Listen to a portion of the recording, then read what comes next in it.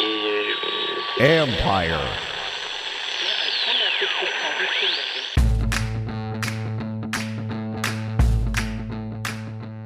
Hello and welcome to my podcast. Do me a favor, subscribe to the John Conn Report wherever you get your podcasts. If you're watching on YouTube, hit that like button, hit that subscribe button. You can find us there as part of Empire Media, A-M-P-I-R-E. Always much appreciated when you tune in. And don't forget, you can read my work on ESPN.com. For the 1 millionth time, we got that free agency tracker. So you want to know, get analysis on every signing, re-signing, whatever, go to the Commander's homepage on ESPN.com and you get it all there. All right, or get it sent to your phone as part of notifications. Whatever you want to do, just do it. We have for all the NFL Nation reporters do their team. So if you want to know what the Cowboys reporter thinks of what they've done, you can go to their page as well. So anyways, there you go. So in a minute, I'm going to be joined by Nicki Jhabvala from the Washington Post as we kind of go over the roster and just I wanted to get her thoughts on where she felt things were at after this first week of free agency. And there's a lot more time to go. There's more things to address. But what does Nicki think about where they're at right now? And again, 6 months to that first game. So deep breath if you think they're not finished or that they're not done it, if they haven't done enough, there's still more to go. So anyways, I get Nicki's thoughts in a minute. So before we get to her, just a reminder for you Gold members, have a private Zoom Tuesday night, 7:30 Eastern time. So join me there, bring your questions, comments, whatever, always a good time.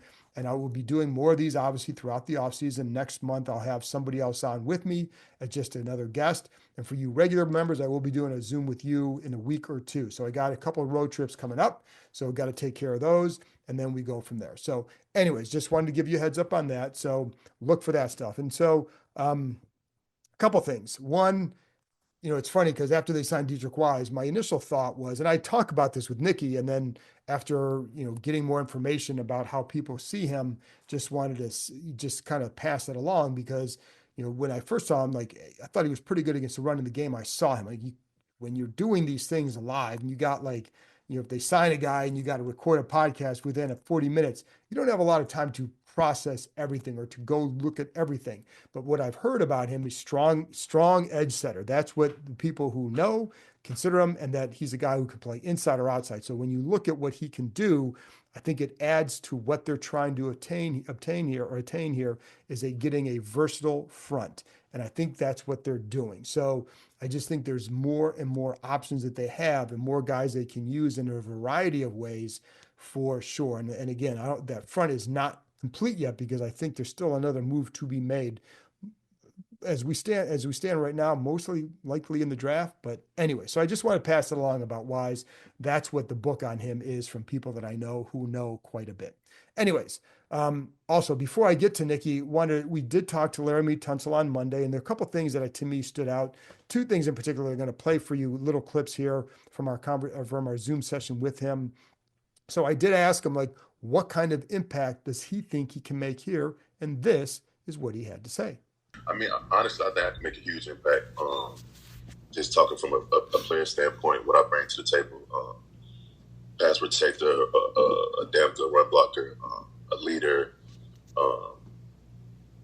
I could be a mentor to young guys in the O-line room, D-line room, doesn't matter, in the position group.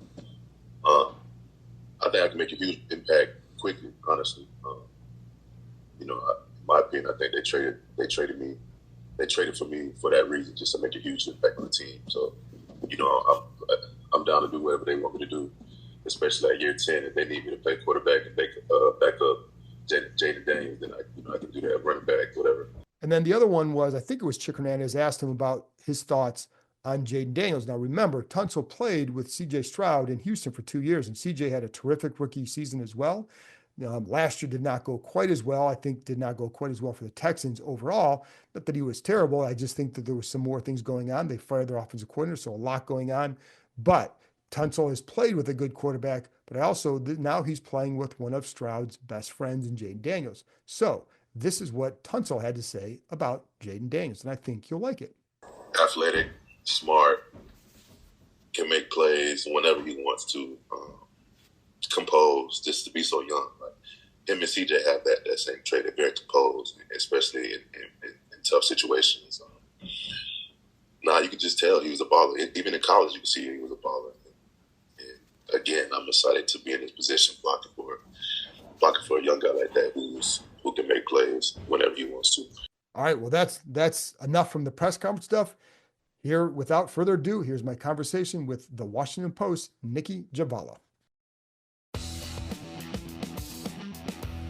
Okay, Nicki, so we're about a week or so outside of the start of tampering, free agency, whatever. When you look at what Washington has done, what has stood out to you? Yeah, I think the first thing is the number of guys they've signed, which they've had to. They had 28 of their own in a free agency. So it was inevitable that they would have to do a number of deals just to, as Adam said, to field a full roster. But I thought that the most notable one was the trades. They were pretty active in the trade market, more so than really the free agency market.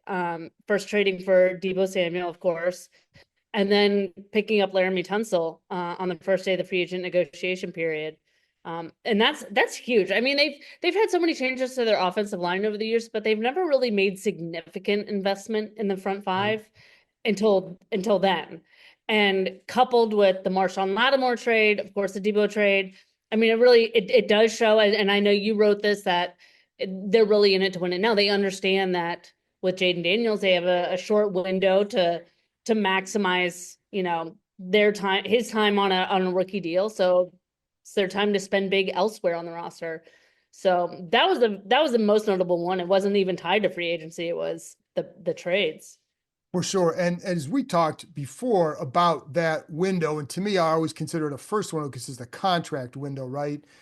But do you look at it like, how do you process it only instead of a win now, like meaning this year, it's a win during this window? Or how do you see it? I see it as a really win during that window. I mean, Right, me too. Sooner the better, sure, right? Like, but I think they view it as they have this limited amount of time to really, give their best shot to a Super Bowl. It doesn't mean they won't thereafter, but this is when, the odds are in their favor just because of the financial structure. I mean, Jaden's going to make big money. My son says hello. I don't hear him. You don't hear. I got him a DJ turnstile table, and he loves it and hates it at the same time. But yeah, I think they understand that they have a narrow window that they want to try to maximize the roster for. So you can spend on the left tackle, you can spend on edge rusher, interior defensive line, cornerback, because once you pay your quarterback big money, obviously funds elsewhere are going to be limited. So do you look at so how do you view this roster as far listen, it's March 17th. So I'm a big believer. I think we all are about season's still 6 months away.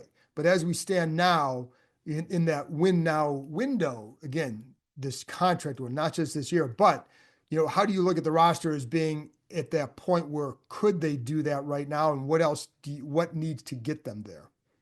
I mean, I like some of their moves.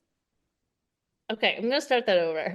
I like some of their moves. There are some I'm still unsure of. I don't quite understand the Javon Kinlaw signing. I know there's the familiarity there with him and Adam Peters and Darryl Tapp in San Francisco. I don't quite see the production there to warrant the 3 years and $45 million, but clearly they know more about him than I do. That maybe they see something that clearly we're not seeing, a potential there to do more. I'm also just not quite sure of where they see him on the line because he has been bigger. And he did mention to us that he's planning to slim down a bit to get his speed back, his explosiveness back. So will they view him, and you and I had this conversation earlier, will they view him more as a D end or will he be an interior guy? But both. To let go, yeah, or both. And then to let go of Jonathan Allen, to bring in something that doesn't add up to his production over the years on the line is, we just don't know how it's going to pan out. I think Javon Kinlaw could easily come in and have a monster year and prove me wrong. But I'm just, based on what we've seen so far, I'm not sure yet. And I like some of their other moves on the second. I really like Jonathan Jones. I enjoyed talking to him. I've heard good things about him. I think he's a really good addition. I'm not sure how all the pieces fit yet. Just they let go of Jeremy Chin. How do they view these new versatile pieces? Who will play in the slot? Who will be outside? Not quite sure yet. And right, and I'm with you. Like I really like Jonathan Jones, and I've heard good things about Dietrich Wise. And it's funny because I kept talking about him as more of a run stopper. I think he may be more. He's okay against the run, but I think there may be more of a power pass rush too. And he's not like he's posted big sack numbers, but I think you got him and guys like Martin. Can they do enough to offset what they don't yet have? And that's the thing that I'm wondering about too. What do you think? Yeah, I mean, I still think the draft could be big for them. I know they only got what, six picks left Wow. after these deals. But it's a heavy pass rusher market. I think they could get some quality guys there and really add, especially at the end. Um, so yeah, I mean, I really like Jacob Martin. I know him a little bit just from Colorado. He went to, he worked out in the area. So I know he's a good kid. I would like to see him do well. I think he could add some depth there, especially in the pass rush. But it's so hard now because you just don't know how the pieces fit. It's hard to know how will they Right. work together at the very, I mean, on paper, Washington had 4 first-round picks. They should have been monsters on the defensive line for years, and they just never really meshed. So it's so hard to know how these guys will work together. I got to think that with DQ and Joe Witt, that they'll really, you know, I feel like they're really good coaches at actually developing and not just talking about it. So you want to think that they'll kind of fit the mold of what they're looking for. Um, we'll see. I do like that you're at the point in your career where you call someone who's been in the NFL for 7 years a kid. I feel so old. Anyone? Trust Thank me. God for Nick Valor, the lone 1980s baby on the roster. Listen, I could refer to like guys like, oh yeah, Laramie Tunsil and Bobby Wagner. He's a good kid. That's where I'm at in my age. So, and anyways, I just think that's funny. But it is like I do think to your point though, I also wonder they have some parts that to me are versatile and Mm, provide them options on that front. Whether or not it's going to be better, we don't know. I don't know. But you do have the ability to play bigger because Kinlaw's bigger, and again, Wise is a 6'5" and 280. You got Mm, some strength. If you want to do that, you got Eddie Goldman inside, who's got he's a phone, he's a big fella inside. So there, and I think you can play different variety of fronts, maybe with more personnel than they've had. Whether or not it's better, I think time will tell. But yeah. it feels like they're trying to go maybe provide more options.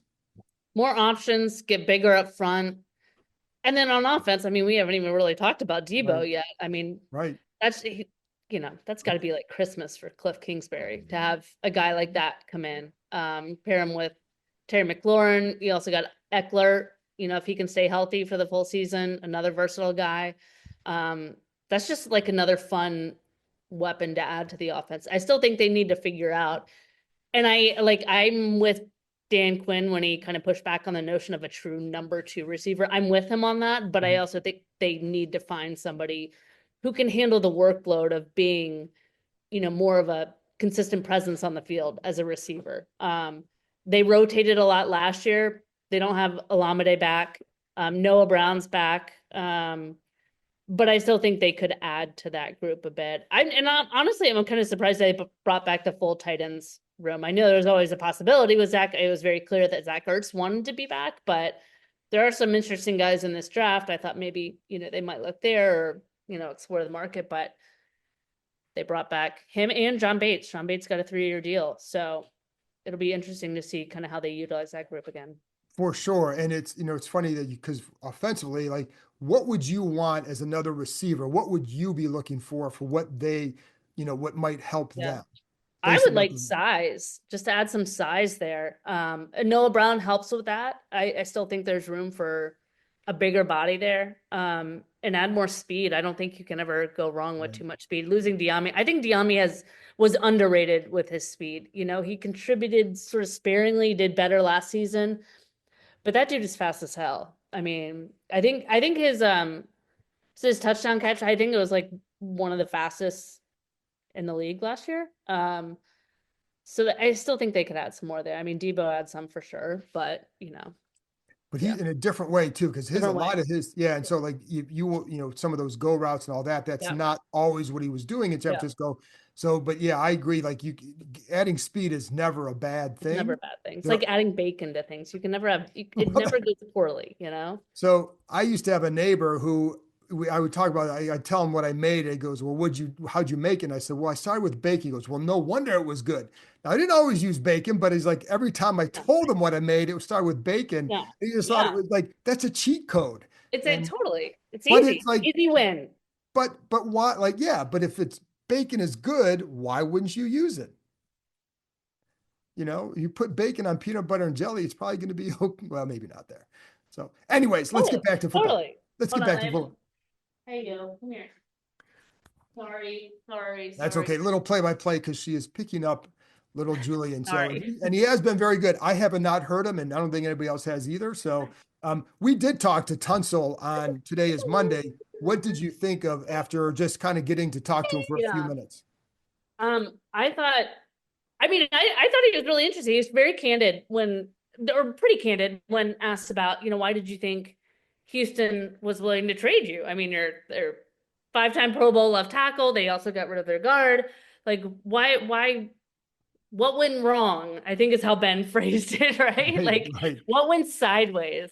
And he said, no, I just think they wanted to invest in their youth. They want to get their young guys more time. And sure enough, they paid Derek Stingley today some serious money. yes, Um, so I thought that was interesting. When asked about his own contract and whether he would, like to begin talks on an extension, he said, they know where I stand. So he didn't need to say much to make it very clear, no, like how I, he feels on the matter. yeah, Like, I think it's okay, pretty, we know what that means. yeah, it's pretty clear, and that Yeah, was. He of course is his own agent. That was very clear what he meant. yeah, What what's the trickle down effect you think of getting him? How big, how vast is yeah. it? How important is it? Yeah, I think it's huge. I mean, to get Jaden's blindside protected, I mean, that's huge. To me, that's one of the most important positions on the field outside of quarterback. Just getting the guy that will protect him. And again, like they haven't made serious investments like that on the line in years. So to get a guy of that caliber, I think is huge. And yeah, it'll have ripple effects. What does this mean for Brandon Coleman? Will he move to right tackle? Will he move inside? We'll see. But I think anytime you can get a guy of his caliber to help on the offensive line, even if you still want to build through the draft, I think it's huge.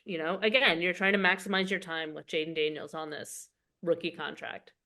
So let's go a little bit quick here. Do you feel like they're better or worse on offense than at the end of last year? I think they're better. I mean, I want to believe they're better. I feel like they upgraded their offensive line. They added another weapon in Deebo Samuel. Um, they brought back a lot of guys that were quality players for him last year. Zach Ertz was a quality player for him last year. The question may always be, especially for anybody at this stage in their career, Right. is can they stay healthy? He stayed healthy for all 20 games last year, which hasn't done in years. Can he do Right. it again? Great. Austin Eckler, I think, is still a very good player, again, if he can stay healthy. So yeah, I think they got better. I like that they brought back Noah Brown. I think maybe with a full season he can do a lot more. So yeah, I like where things stand on offense. I still would like to see them add another piece, be it tight end, receiver, whatever. Right. And I'm with you. I think they're better. I'd like to see, I'd like to see there's some good running backs in this draft Yeah. class. I'd like to see one of those guys if possible, because they are some dynamic backs. I think they could use another threat out of the backfield. Home run threat, that would be good. Defensive line, better, worse, same, or TBD. TBD. Okay. TBD. Again, not totally sold on the Javon Kinlaw trading, but signing. But I hope he, shows I hope some of the potential that they clearly see in him really starts to come forward. And I'm curious to see how they see him fitting. Right. Same with Goldman and Wise. And obviously Goldman will play inside with a man that size. Right. And then what other additions they may be planning to the line. Right. So yeah, I think the defense is still a work in progress. And I think that's the key is there's another piece we're waiting to see. Linebackers about the same. Secondary, let's break it down. Corners. Corners, I say wait and see. I mean, I like the players. There's nothing wrong with the players they brought in. I like them. I just don't know the fit. I don't know, like we were talking about earlier with the versatility, how they see those guys matching up. I mean, do they plan to keep Mikey Senior still on the outside? I would think after he had a very fine season on the outside, but do they envision him as moving back to the inside? See, Because Jones can play both as well. they both. And it's funny because like you talk to people out there, like they think he was better maybe inside, but he can definitely play outside. So it gives them some options. Right. Igbenogany back, and then Right. St. Just is out. So it's kind of to me so much rests on how does Lattimore play? Because if he Exactly. plays at a certain level, consistent level, doesn't have to be great every game. It's hard to do, but if you can play at a consistent level and handle those AJ Brown assignments a little bit better, that's what you got to see. Safety, you're bringing in Harris, but you're losing Chin. I like the signing. So do I. I'm okay with that. I thought Chin had a good season. I think there was room for improvement there, definitely. And I mean, I like what I've seen of Will Harris. I thought it was a good pickup. I also, one thing I like is the way when you talk to these guys, and again, we're talking to them on Zoom, they're telling us whatever, but I do think like when you watch Harris play, when you watch Jones play, some of those guys, Yeah. you can see that whatever they're saying is backed up by what you see on film. Like the way they play, they're very well suited to what Dan Quinn seems to want in a Yep. player. Yeah. Yeah.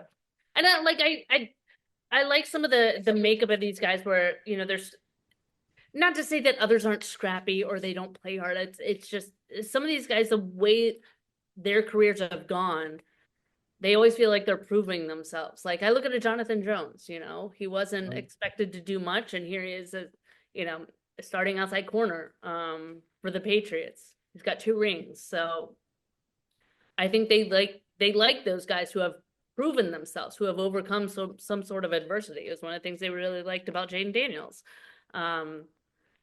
because they understand sort of what it takes to get where they've gotten, and how to continually improve. So yeah, I like a lot of their guys with that. And it's funny because the other thing they all talked about was the culture here. And I know, like, Yeah. after a while, a few years ago, we kept, people would roll their eyes at the word culture because it became such a dominant thing. But it's Yeah. being used to say not this is what we want to do, but this is what we are. And Right. so, but what have you made about that? And is there any concern? Because like it's hard to replicate what they had last year. That Yeah. was a unique group. It Is was that- unique, and I don't think anybody should be expecting, a replicate of that. But I think the most notable thing is that people want to come to Washington, and that is massive for, close to 3 decades. Who wanted to be a part of this train wreck, knowing there was so much else going on and it was almost impossible to win. But now they got a great young quarterback, ownership willing to invest. I mean, guys want to come here. It's a spot that's intriguing to not just the guys they signed, but as we've heard from others. I mean, Justin Simmons was on that podcast saying, he's really interested in Washington. I mean, how many we hadn't heard that in years. And I Right. think that's just a reflection of, the full franchise turnaround. There's been a lot of changes in the building, from ownership down, and it's so far so good. There will be blips along the way, sure, but people want to come here. Reporters, as you know, can be a little bit jaded by nature at times, right? And especially like in a situation like that, because we've heard a lot of that talk before. Was there a point where you kind of thought it was more than just talk about that turnaround? Yeah, I mean, there's 2 parts to it for me. I mean, as far as like the front office and the way they run their business. I feel like I got that sense pretty early on in the 2023 season when they put so much into like, making training camp better and to investing into the current stadium, and really put an effort into like rebuilding some of the relationships with alumni. That was the first part. Then on the field, I mean, it's probably the Cincinnati game. And honestly, it all starts with Jaden Daniels. Begins and ends with Jaden Daniels. When you get a quarterback, everything changes. And he's a damn good one. And to see what he was able to do in prime time in that game was honestly extraordinary given the circumstances. So that was probably when I knew. And him. Very good. From Jaden to Julian, Nicki, thank you very much. If you got anything you want to plug coming up where people can find you, etc., have at it. Not really. We're just big on Cheerios here. So yeah. Is it Yeah. honey nut or regular? It's regular. We're into heart health here. Okay. Okay. That's good.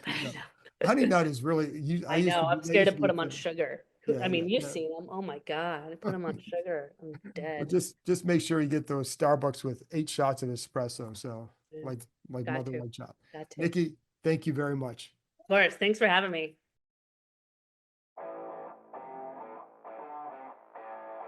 That's it for this episode. Thanks to Nicki for joining me, and thank you, as always, for tuning in. I will be back on Thursday with another episode, so I'll talk to you next time.